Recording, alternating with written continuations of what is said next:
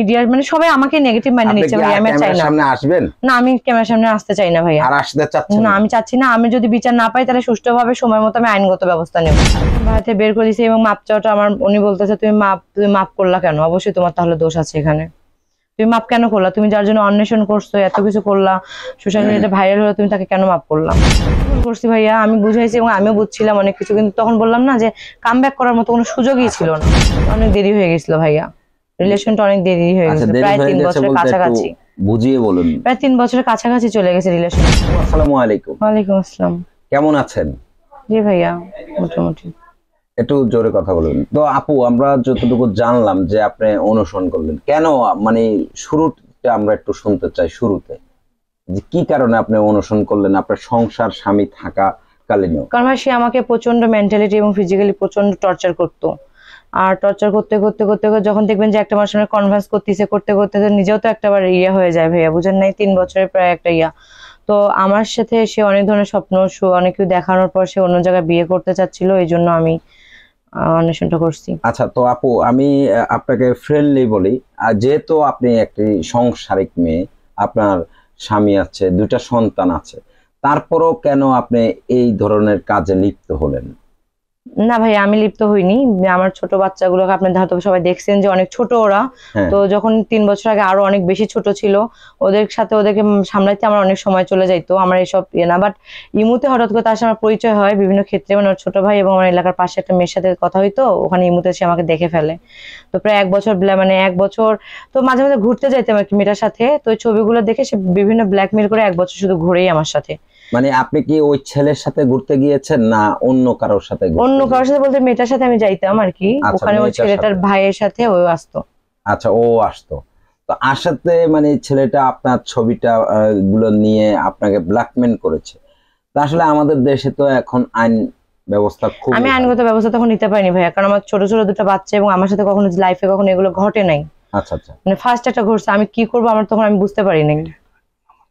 আচ্ছা, তো আপনার হাজবেন্ড তো ছিল, তাকে কি বলার কোনো সুযোগ ছিল না? না না, হাজবেন্ডকে বলার, হাজবেন্ডের সাথে যে ফ্রেন্ডলি সম্পর্ক আমার ছিল না।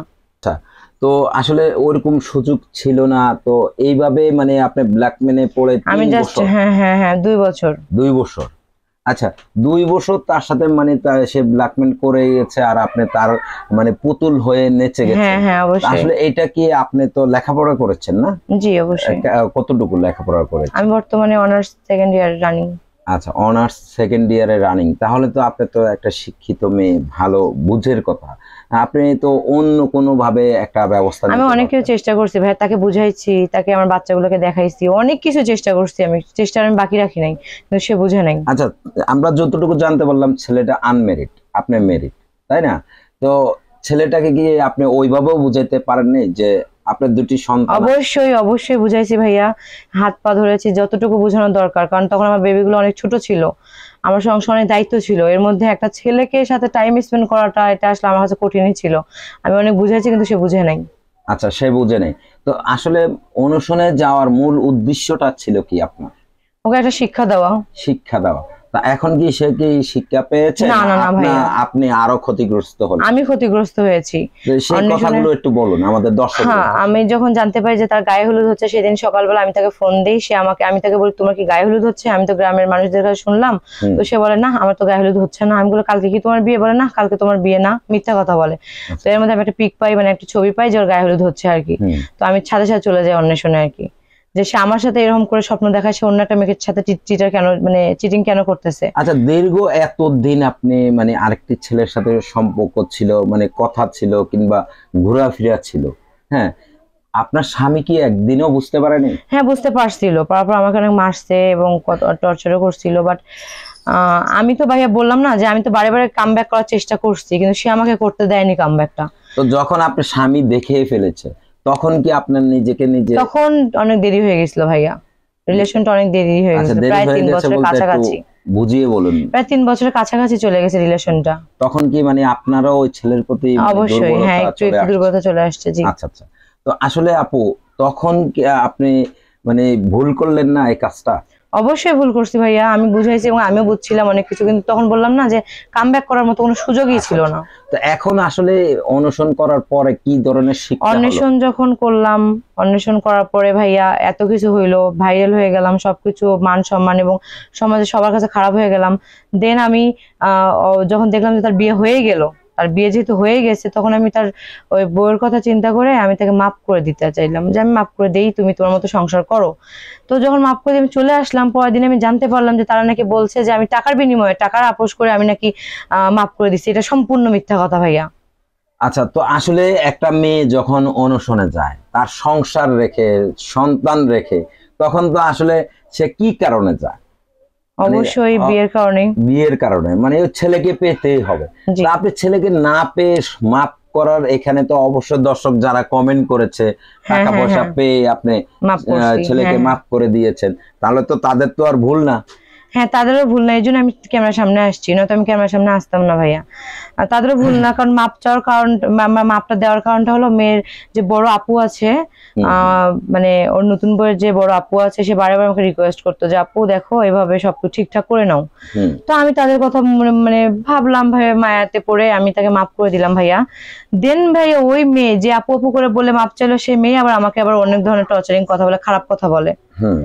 ঠিক আছে, আমি দুদিন আগে মাফ করে দিয়েছি, আমি 2 দিন থেকে অনেক কথা শুনতেছি সে মেয়ে আমার ডাইরেক্ট বলে যে আব্দুল্লাহর সাথে তোমার সম্পর্ক নেই, সম্পর্ক বাবার সাথে। নোংরা নোংরা কথা বলে ভাই, যেগুলো আমি সহ্য করতে পারতেছি না। ইভেনলি সে আমাকে ডাইরেক্ট বলে যে টাকার ব্যাপার, টাকা মানে দিয়ে নাকি আমাকে আপোষ করেছে, সে ডকুমেন্ট কোথায়? আপু আসলে এটা তো কথাটা তো ভুল না। যদি আপনি অনশন করেছেন একটা ছেলেকে পাওয়ার জন্য, তাই না?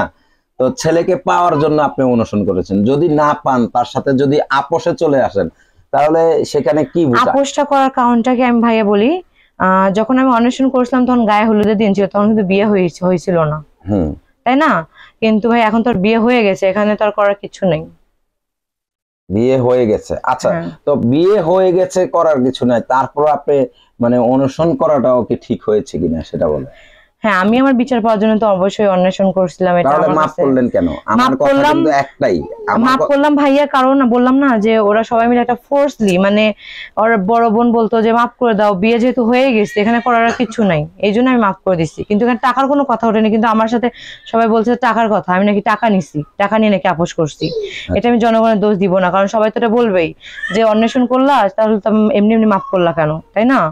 কিন্তু না ভাইয়া, আমার সাথে টাকার ব্যাপারে কোনো কিছু হয় নাই, বরং সে আমাকে টাকা নিছে, সম্পূর্ণ ডকুমেন্ট আমার কাছে আছে, কিন্তু আমি তাকে টাকা নিছি কোনো পেপারে সিগনেচার বা কোনো ভিডিও বা কোনো অডিও বা কোনো কিছুই তাদের কাছে নাই। তো আমি সেই প্রমাণটা আমি সেই দেশবাসীকে বলতে চাচ্ছি যে আমি কোনো টাকার বিনিময়ে আপোষ করি নাই।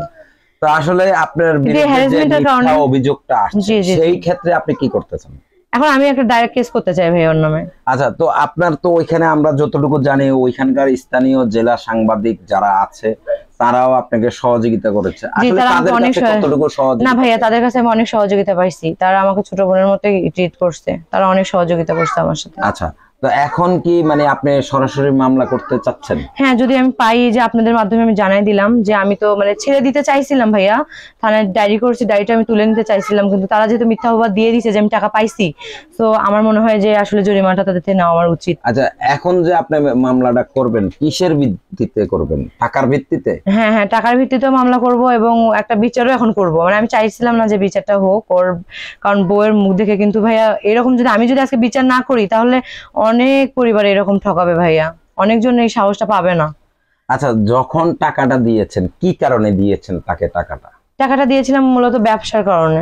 ব্যবসার কারণে, মানে সে বিজনেস করুক, গ্রো আপ করুক। আচ্ছা, এরকম কোন প্ল্যান ছিল নাকি তার সাথে আপনি? জি অবশ্যই, অবশ্যই প্ল্যান ছিল। আচ্ছা, তো আপনার তো একজন, আমরা যতটুকু জানি, মা। না ভাইয়া, ওটা কোনো কথা না, আমার প্ল্যান পুরোপুরি ছিল। মানে যখন আমি 3 বছর যখন একটা সময় দিছি কাউকে, এতটা ইয়ে করেছি, তখন আমি ভেবেছিলাম যে মা আসতে, সবাই আসতে, ওরা হয়তো আমার সন্তান দুটো দেখবে, আমি চলে যাবো আর কি।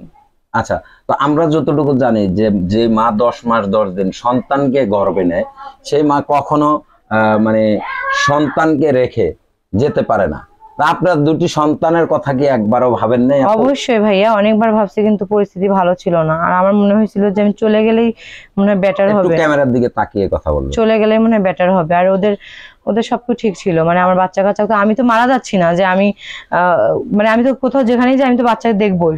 আমরা আরেকটু আপনার একটা পার্সোনাল বিষয় জানতে চাই, আপনি কি আপনার স্বামী সংসারে কি সুখী ছিলেন না? হ্যাঁ, মোটামুটি সুখী ছিলাম। মোটামুটি সুখী ছিলেন, তারপরও কেন মানে আরেকটা চিন্তা ভাবনা করেন?